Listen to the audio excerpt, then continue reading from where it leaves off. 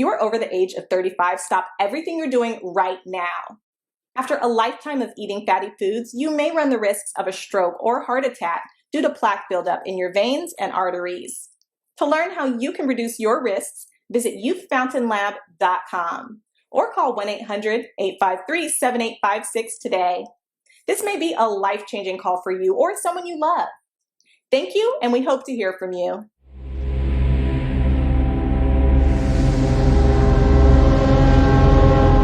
So I guess you're insinuating, in my opinion, if I'm wrong, correct me, that since it's Jay-Z, since it's, he has more money, fame, all that power, that these several courts, didn't want nothing to do with it. So they took whatever, side or whatever his side of the story was, they took that as gospel. Is that what you're pretty much saying to us? They took his side, but in other words, they didn't do anything. In the court system, whenever somebody files a motion, you respond to that. And then if there's a disagreement, you get a discovery. Mm-hmm. The problem was they were never in search of it. They made it stop. So in one aspect, yes, they figured he made the money, most money, and maybe they were getting something out of it. In fact, I think I said last time I was here, one of the attorneys, she said that the judge was in her pocket. She told me. So I don't think that it's obviously about somebody having enough money, but it's also what they're getting out of it. Maybe they want to get something else outside of it besides the money. Who knows? But for sure, it runs very deep. And we did find out some things about how deep. So one of the biggest things there's a few questions I saw in the chat.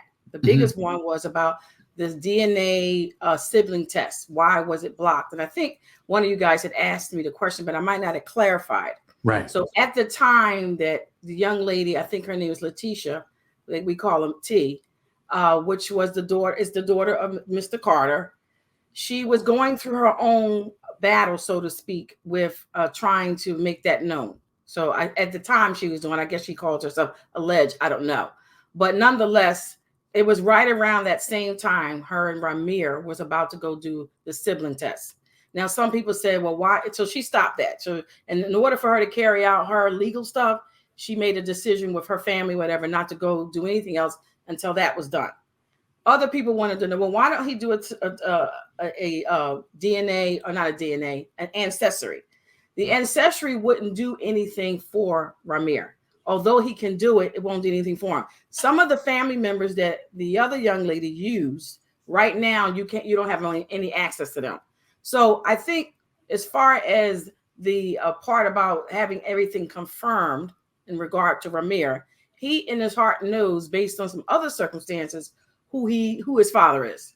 So in this regard, there was DNA that was given to the other side back in 2011. So we're talking about almost 11 years ago. So they pretty much know already the circumstance, and that's the way he sees it. So going to do an ancestry wouldn't do anything as far as the court is concerned. It would make him obviously more better in regard to his information. But some of the persons that he would try to get right now, those persons are also, that count is not blocked, but is limited. So once Letitia did what she did to the family members she had access to, he don't have access to those same people. And in his mind, based on what he said, he don't feel it makes any sense to go on that ring because he already knows the truth. He wants it to be coming from what he believes is his father. Now, so I just wanted to clarify. Now, Dr. Coley, what would the truth be? Do you know that truth that he knows? Well, I think, yeah. See, and some of this is like, I won't say it's a complete puzzle, but some of this is just approximation of elimination.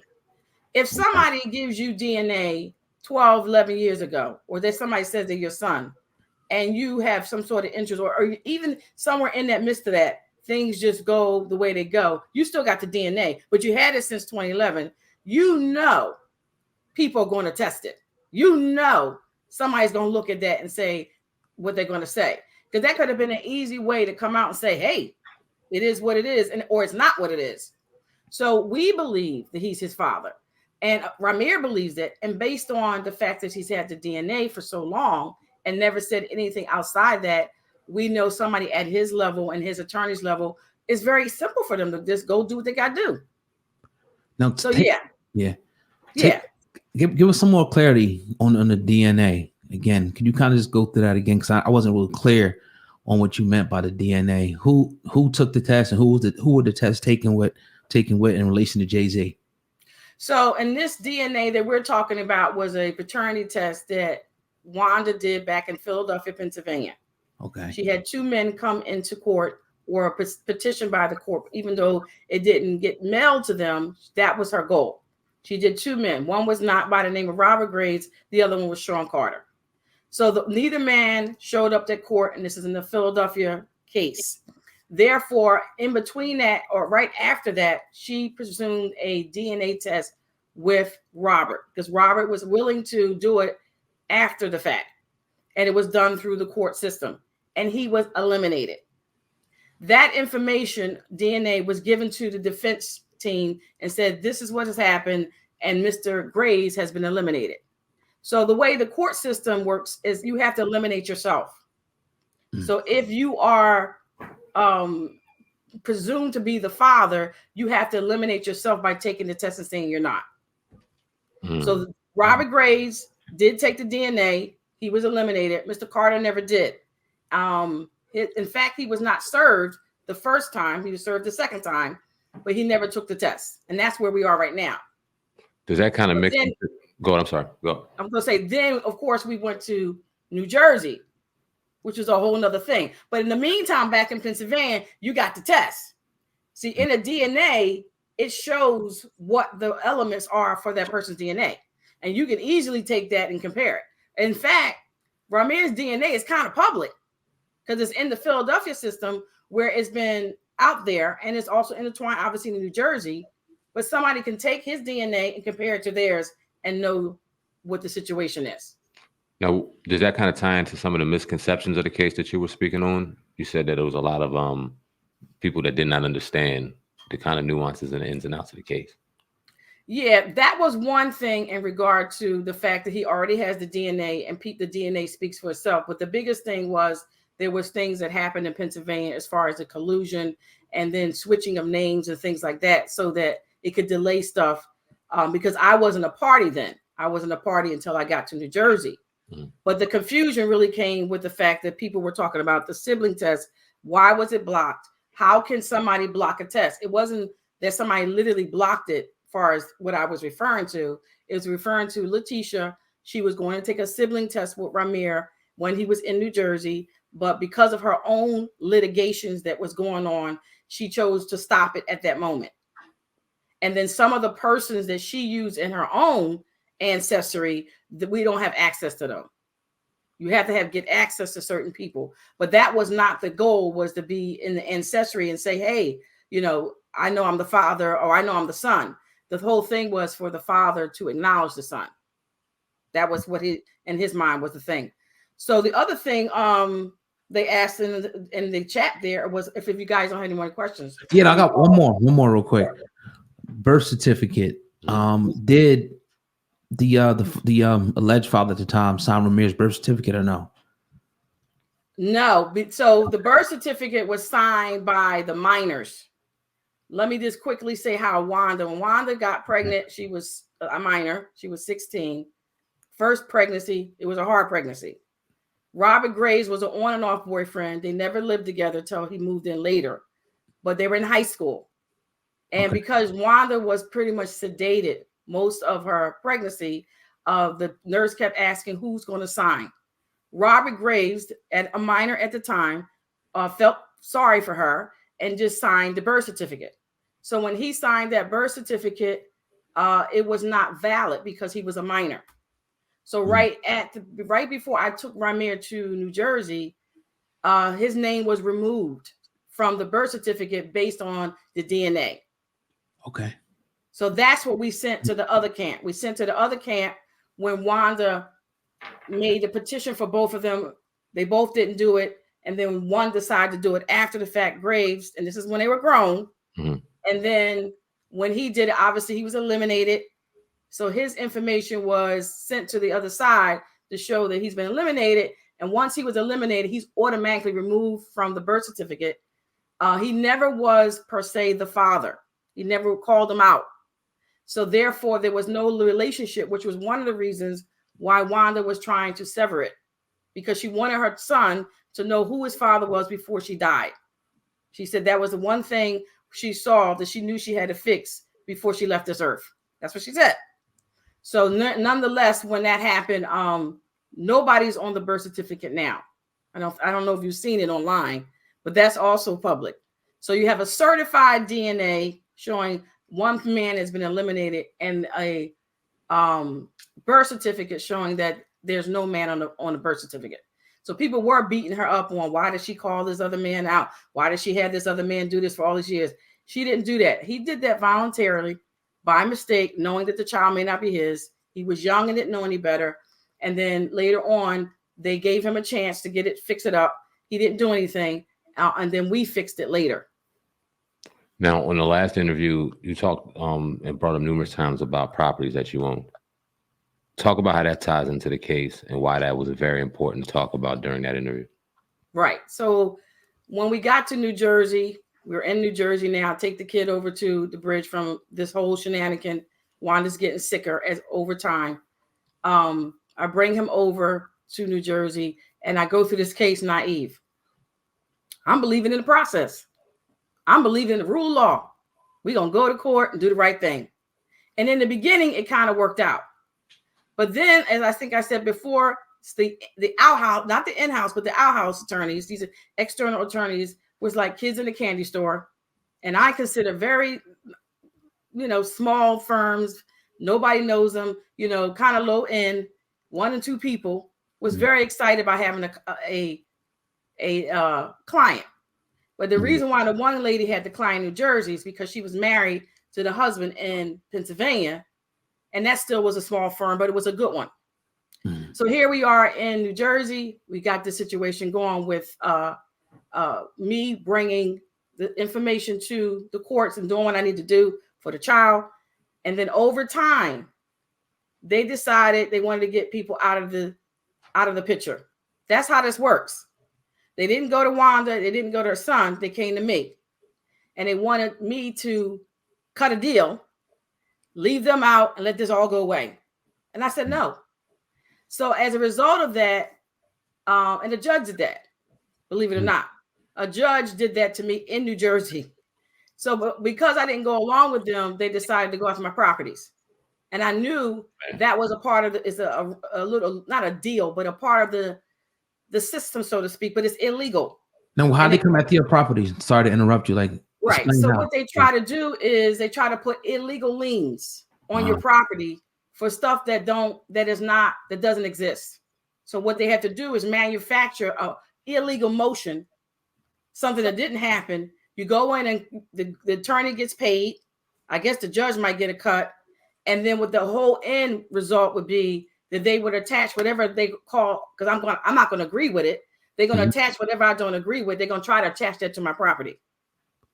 And they haven't been successful. But because one of the firms was dealing with real estate and family law in a real estate firm, I guess they thought that they could do some backdoor stuff. So that was the reason why I kept bringing that up, was because of the fact that I know that other people told me that the family court judges and court itself will love to try to put attachments or liens against people's property if they can't get you to do what they want you to do. So that's why I kept bringing it up, not because I'm trying to show nothing, right. And also because I wanted people to see the very thing we were defrauded on and dealing with jurisdiction or properties or being attached to a state. The very fraud, they were trying to use the same fraud to come after my property. Wow. So they profited from the fraud, and now you want to use the fraud. And I'm supposed to sit back and do nothing. And that's where a lot of the problems came in. If you can be a little more specific for our audience, if you can, if not, it's fine. What type of things did they try to attach liens on, your property for? You can explain that to the audience. It was illegal motions. There was illegal or what they call manufactured motions that they would try to file, saying that we did something in the public. In one instance, we talked to the press. We can talk to anybody we want to. Right. Or we gave files to somebody. All this stuff. The thing is, nothing never happened. It was all illusions. And in order for to lure you into the court, you had to create a motion. So they were creating motions on false things, trying to make the false things appear true. And whether you came in and said no or not, they would not go to the next level and do a fair due process or discovery. But this all hinges on the fraud from the beginning. There's fraud that took place in the very beginning. And anything after that is considered fraud on top of fraud. Therefore, you can't even do anything until the first piece of fraud is dealt with. But they were trying. Yeah. Mm-hmm. Now, have you taken these matters up with legal counsel? And if you did, what did they say about, these alleged frauds that you're saying that went down in court? They said the reason why the attorneys are doing it because they know they can get away with it. Wow. That's what my attorney told me. He said the reason why they're doing it because they know they can get away with it. We had a black judge who did it. How about that? The first judge started out trying to do the right thing. And then after he got, and that was in 2012, it said fraud from the beginning. After that, it went downhill. If we don't resolve the fraud from the beginning, the statutes and some of the things I might have sent you about the fraud, all that's considered to be legal nullity.